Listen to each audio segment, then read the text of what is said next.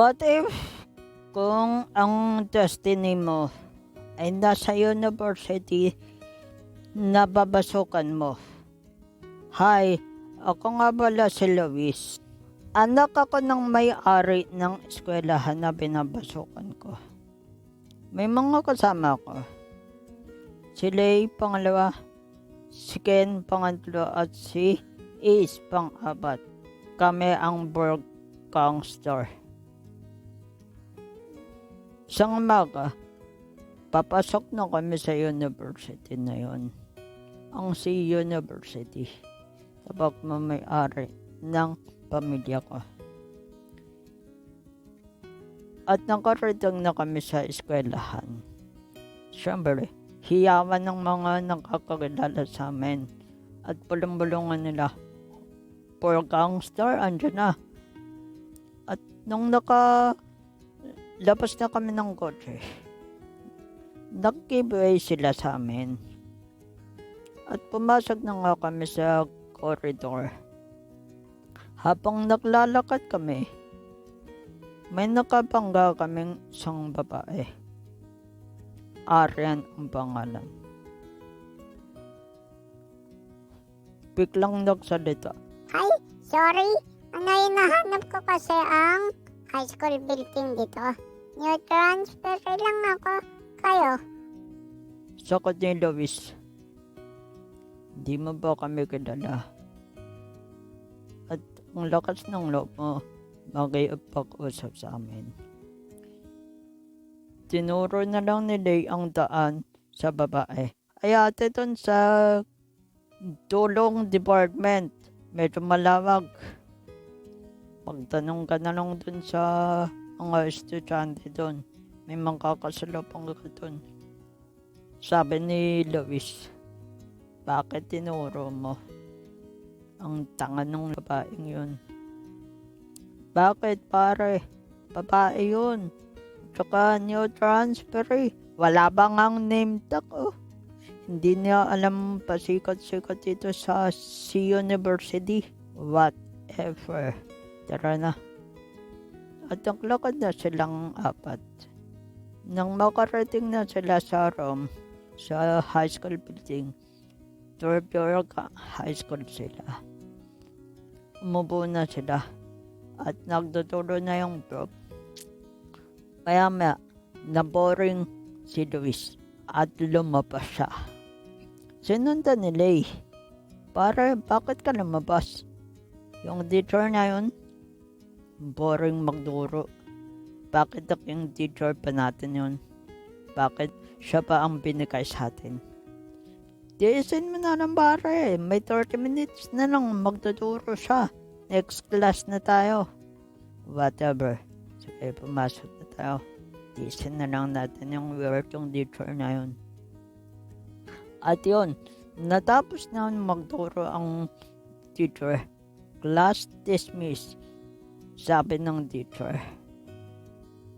At lumapit si Lay sa kanya. Hoy, ikaw, ayos-ayusin mo yung pagtuturo mo, ha? Hindi yun parang aantok-antok ka, okay? Kilala mo ba kami? Opo, sagot ng teacher. At lumabas na sila. At tinabig na si Lay. Good boy, pare. Yun na. Sasabihin ko pa lang sa teacher na Bertong yun eh. Sinabi mo na eh. Sabi ni Ken, tara, next class na tayo. Palita ko maraming chicks dun na in-law. Kasama natin ng Berkshire High School. Tapos si Luis. Ikaw talaga bara, babaero ka talaga hanggang ngayon. Di ka pa nagbabago. Tara. Habang naglalakad sila, nakabangga na naman nila si Arian, ang weirdong estudyante yun. Tanong ni Arian, Kayo na naman? Saan tayo pupunta? bila sa mga sakot ni Lay. Doon sa CR, sama ka sa amin. Sabi ni Arian. Hala, nagtatanong lang, hindi makasagot ang maayos. Hoy, ikaw puno. Saan ka pupunta? Saan ka pupunta? Sabi ni Luis, ako, tinawag kong puno. Malis ka nga dyan. Nai-istorbo mo yung oras namin. Late na kami. Tapos, sabay-sabay silang naglakad pa tong room. At pumasok na sila. Nakasalubong nila yung teacher. Binigyan silang upuan, yung hollow blocks na upuan, yung matikas sa puwet. Tinulag ni Luis, hindi yan ang gusto naming upuan. Yung upuan mo, ibigay mo sa amin. Natakot yung teacher. Sige po, ito po. Dito na lang po kayo. Ako na lang po sa matikas na upuan. Lumapit si Arian. Hoy, hindi mo pa kilala yung sinisikawan mo? Teacher natin yan ha. At saka, bakit nandito kayo sa room namin? Sumagot si Day. Ate, magkasama kasi ang third year high school at saka first year high school. Ngayong subject lang naman. Kaya umupo ka na lang dun kung ayaw mo na lang mapahiya. Aba, ang tapang dito ah. At umupo na si Arian. Sabi ni Luis, ang tabang nun Lay ng babaeng yun. Sino ba yun? Yun ba yung nakabanggaan ko kanina? Alamin mo kung sino advisor niya. Sabi ni Lay, alam ko na yan, parang iniisip mo. Bibigyan mo ng red duck, no? Oh, bakit? Alam mo, iniisip ko. Sa mata mo pa lang eh. Sumapat si Ken. Uy, pare, anong pinag-usapan nyo? Di, may red duck bukas. Alaman nito ni Day kung saan yung babaeng birthday na yun, nerdy. Sabi ni Ken,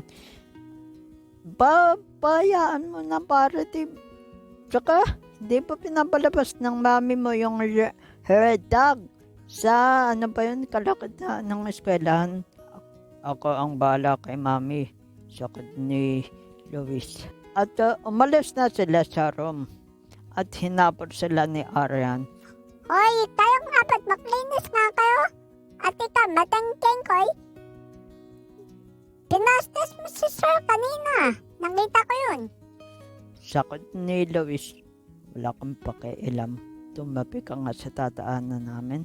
Tsaka, kung gusto mong maglinis, linisin mo yung kalat namin.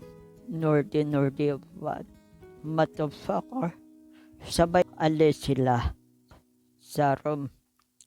At tinapot sila ng sabag ni Arian. Tinamaan si Day. Sabi ni Ken, okay ka lang, Tol? Okay lang. At linapitan siya ni Luis. Bakit mo yun ginawa? Hindi mo pa alam kung sino ang pinapangga mo. Nang laki na mata ni Luis at inawat siya ng tatlo. Para hayaan mo na yan. Ate, umalis ka na bago ba magkagulo. Habang naglalakad si Aren batong room, sumigaw siya. Ang yayapang nyo kasi bakay sa inyo yan. At nakarating na si Aren sa next class nila.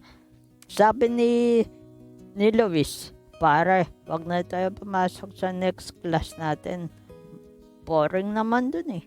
Tara, samahan na lang ako sa gym. Umakarin naman to si Ken. Sige tara, dun tayo sa gym, sa tambayan.